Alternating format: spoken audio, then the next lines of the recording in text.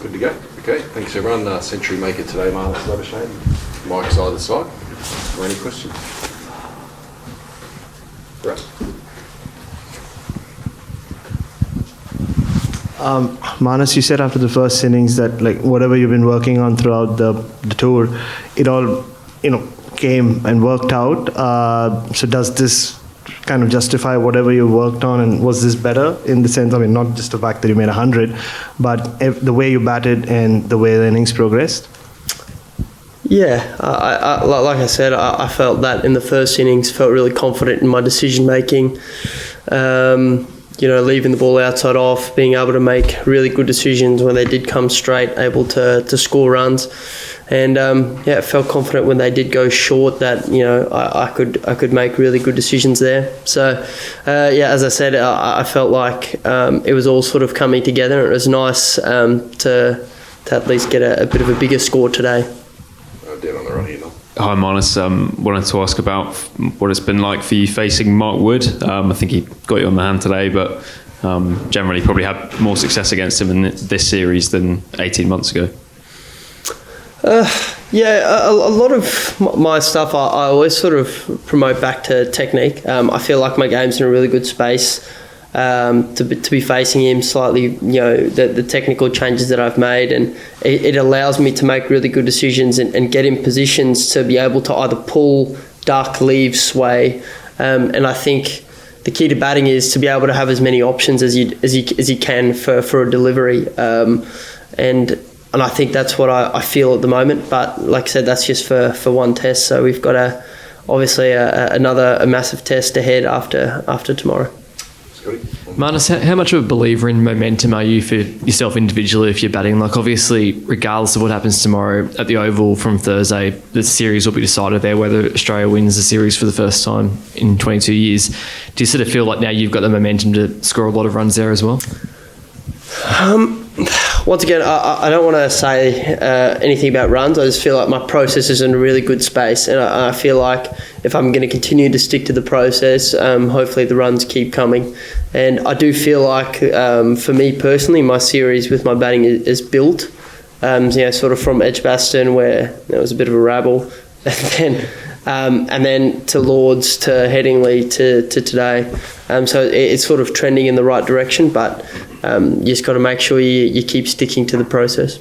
Heat on the right here. Just to get back to the sort of momentum question, which was what I was going to ask too. I mean, it feels like England have the momentum. It feels like it's now they have the psychological advantage over you. Looking at those sort of incidents in the fields, day 2 and 3. Is that correct? Does it become a psychological battle? Do you feel sort of under siege from England? Look, you got to take credit. They really put the pressure on us. Zach chanced his arm and he played an unbelievable knock. And we did struggle to sort of keep a lid on it and bring, so there was pressure on us. In terms of does that carry over into the next test? We lost at Headingley last time and then won at Manchester, and if there was ever a time that momentum meant anything, it was after being very close to winning and then getting it snatched away, and it felt like England had all the momentum. But the reality is it's going to come down to the Oval and which team plays better. If we play like we did at Lords, we put a pretty comprehensive performance together, I think that's going to be the difference. It's not going to be about what's been or what's gone. It's going to be about what's to come. Dan up the back. Marnus, just wondering when they brought the replacement ball out there, and it looked like you wanted to have a look at it. What happened there, and were you getting a few words from Ben Stokes about it? Yeah, they weren't happy. They weren't happy that I wanted to have a look at the ball. But I just wanted to have a look at the ball because in this country it's pretty clear. If you look at the ball once, you can pretty much tell straight away what it's going to do. I looked at the ball and I was like, well, this is going to swing. And I threw it back. And they were obviously not very happy with that, but I said it to Ben out there. I said, why do you want to look at the ball? He asked me, and I said, well, to see if it's going to swing. Jimmy Anderson went, first ball he bowled to me, big in-swinger. So I think it just helps you prepare. I mean, you know what you're facing. It's not like I've been out there with a deteriorating ball that I know what it's doing. The ball before was reversing slightly. So it's a brand new ball, and it's not a brand new ball. It's a different type of ball, and it can do anything. So. Do you think that sums you up as a player in terms of just in terms of you're willing to go to the little 1%ers and always going to do that extra bit, and that in the long run you will outgrind others for those, with those sorts of gestures, I suppose? I hope so. I think it's just being meticulous. I mean, for me, it was pretty common sense. Like, why would I not want to have a look at the ball, especially in England, overcast conditions? If the ball looked like the ball that they had before, then I could go, well, it's probably not going to do much. But you could feel it straight away on the bat. Harder ball, seam was a little bit bigger, and it swung straight away. That one down in the middle right.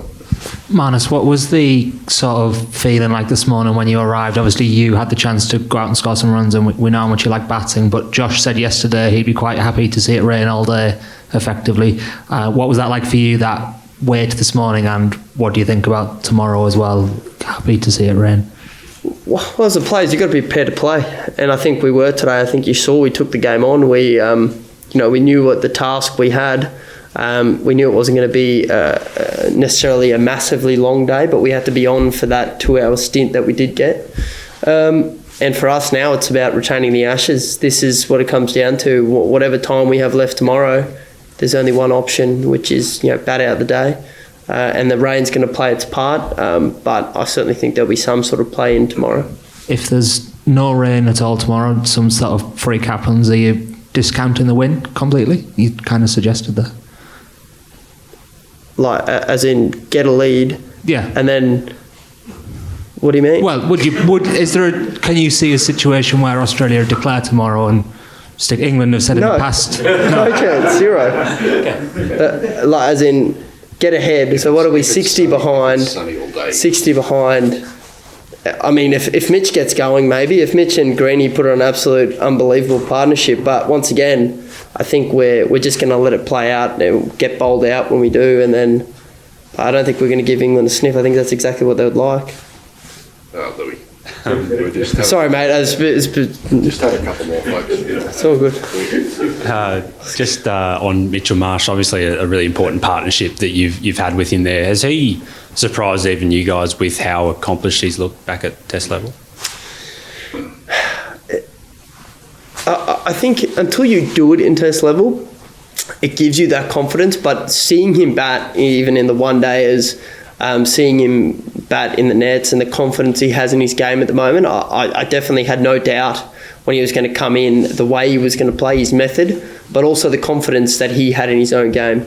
And I think you can see that with the way he's playing. He's got so much trust and in the way he's playing. And I think when it is like that, it makes you a dangerous player. Can I just ask conversely with Cameron Green, it looks like that fluency isn't quite there that he's had in previous series. What are you kind of seeing from him? Have you spoken to him about that kind of stuff? Yeah, Greeny's an interesting one because he's actually, I've seen Greeny play some unbelievable knocks. I think he's got 2 double hundreds against us in first class cricket at the Gabba. We pretty much couldn't get him out. We literally tried everything under the sun, but he's definitely, in the sense, he's got a formula. He sticks to his method. Where Mitch is probably just a bit more fluent and aggressive, sort of flowing player at the start of his innings, where Cameron's probably more of a steady build type of innings. And like I said, he's still young. He's still learning his trade, and this is the first time in these conditions. Obviously, with the IPL, there wasn't heaps of time to adjust, but I think he's doing a good job, and I think tomorrow is going to be the perfect scenario for him. Couple left here. We got Mel down here, and we'll finish off with Rambo. Marnus. His name is not Marnus. Neither's mine. I just wonder, obviously we've got a bit to go in this test and then another test to come, but having played against England as you have in the past few tests, do you think Australia will play any or take anything from it going forward beyond this series?